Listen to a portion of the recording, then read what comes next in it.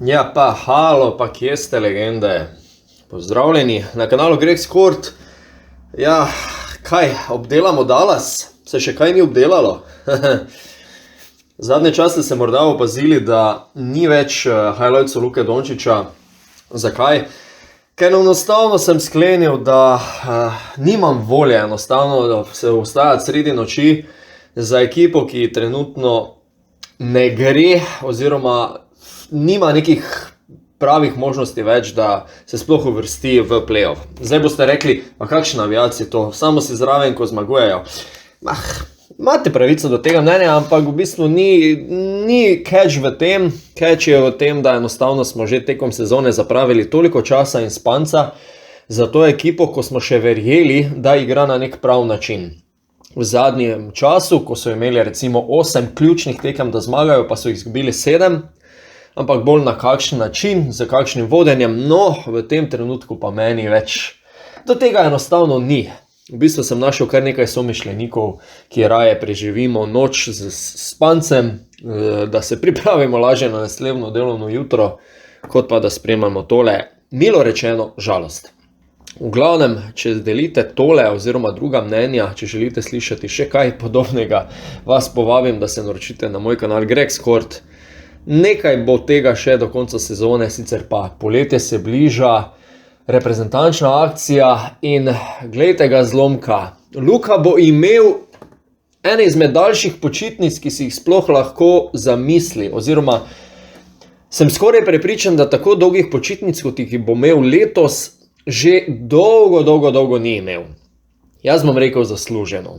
Luka je na svojih plečih držal celotno moštvo Dallasa zadnjih nekaj sezon.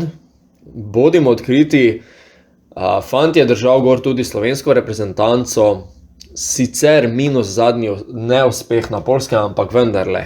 Človek ima 24 let, dajmo mu nekaj kredita. Tudi on rabi počitek.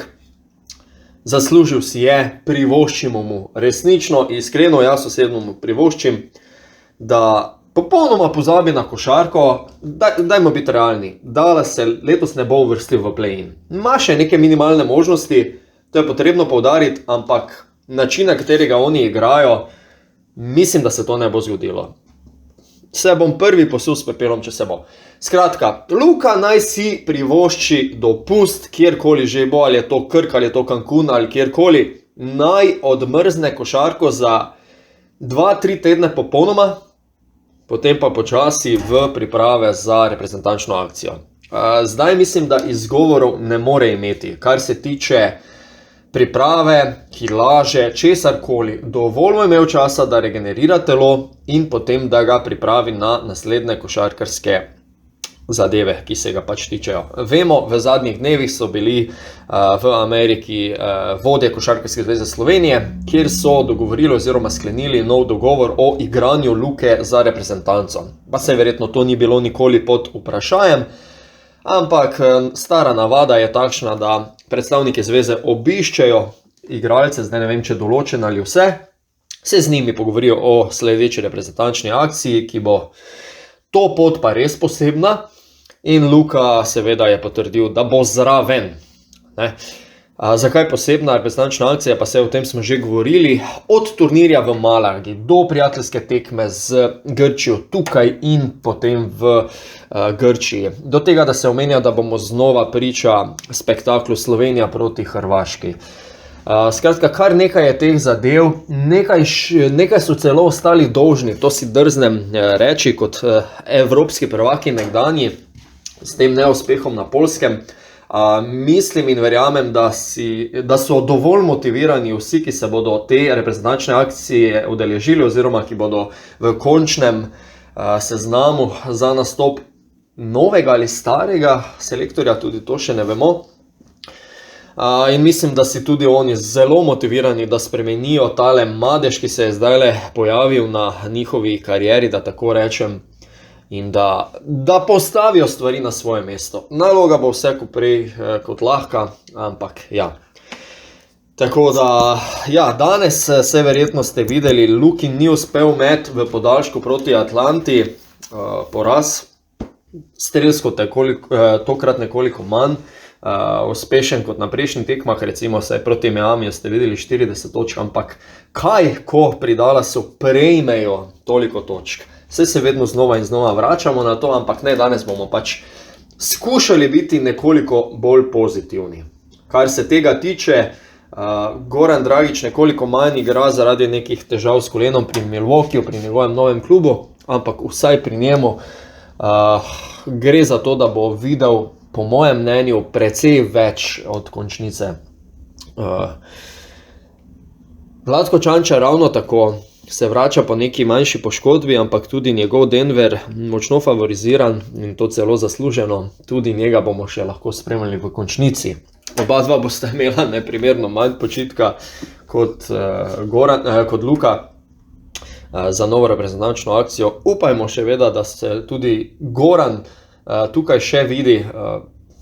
Najverjetneje se, nimam nekih podrobnih informacij, ampak kar se Vlatka Čančarja tiče, nikoli ni bilo vprašanje. Tako, zdajle skoraj teden dni pred koncem rednega dela bi že lahko po eni strani potegnili neko črto. Jaz mislim, da se lahko že v tem trenutku pogovarjamo o tem, da je bila tale sezona pri Dallasu neuspešna, da niso dosegli ciljev, kot je seveda, mislim, da ni bila pri Dallasu uvrstitev le v končnico, sam cilj sezone, ampak celo, da bi posegli globlje v končnico. Ja, kako da ne, glede na to, da so se v lanski sezoni prebili vse do konferenčnega finala, pa še takrat, če se dobro spomnimo, mislim, da mi je zmanjkal eden konkretnejši center, ki pa je bila težava celotno letošnjo sezono. Tale eksperiment z Kyriom se do tega trenutka ni izkazal za uspešnega. Jaz sem bil od samega začetka optimist, zdaj v tem trenutku je morda že nema veze sploh več, ker dejansko se vidi, da je rezultat ni bil takšen, kot smo si ga nadejali navijači, niti glavni v pisarnah. Problem, ki ga vidim, pa je tudi, da je v enem izmed zadnjih intervjujev Nico Harrison, se pravi menedžer Dallasa, govoril, da zaenkrat je Jason Kidd na klopi Dallasa še vedno the man. Torej, imajo še zaupanje v Jasona Kidda, kar me ne navdaja z optimizmom. Vprašanje, če je bilo bolj to v smislu tega, da ne bomo še govorili o tem, sezona še ni končana, niso še potegnili nobenih zaključkov. Jaz se nadejam, da je to bolj v tem smislu govorjeno. No. Mislim, da bo imeli na koncu eden sestanek, se pravi Cuban, Nico in pa Kidd, pa verjetno tudi z igralci, no.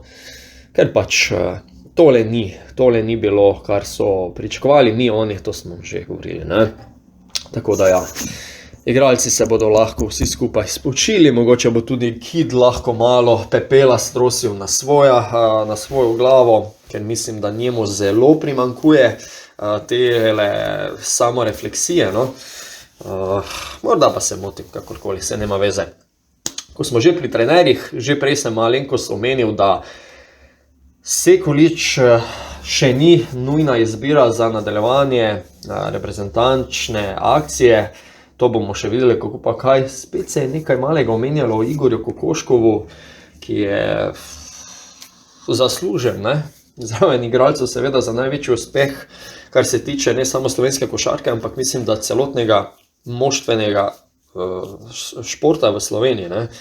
Tako da, ja, mislim, da je tudi neka avtoriteta on, ki bi lahko povezal Luko, ne vem, Dragića, kot je že v preteklosti, če morda to nazadnje ni uspelo Sekuliću.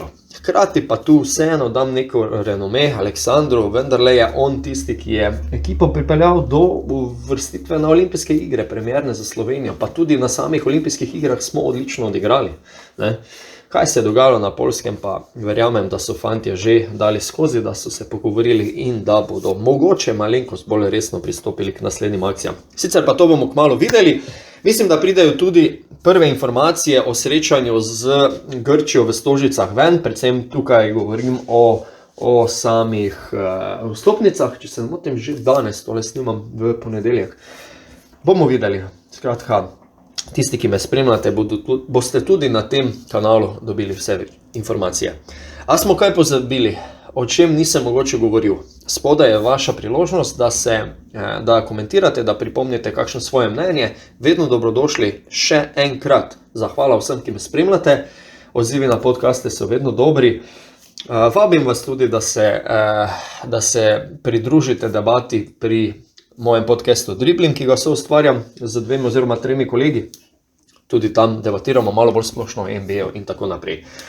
Če ste tukaj novi, kot že rečeno, vabljeni, da se naročite na moj kanal, da poanaliziramo še več podobnih stvari, kot sem govoril danes, Luko Dončića, NBA, košarko nasploh. Do naslednjič, lepo vas pozdravljam, Gregor sem bil z vami, lep pozdrav.